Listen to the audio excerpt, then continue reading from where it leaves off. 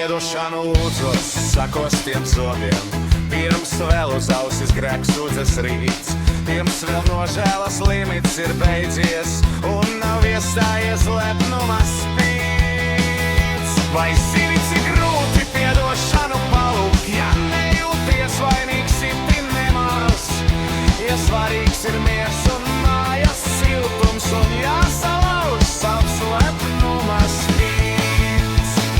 Pārkāpju sev, piedošanu lūdzos, piedod par visu, kas nepatīk tev, piedod pirms uz ausis grēks sūdzies rīts, nožēlas vietā iestāsies spīts. Nožēlas vietā iestāsies spīts.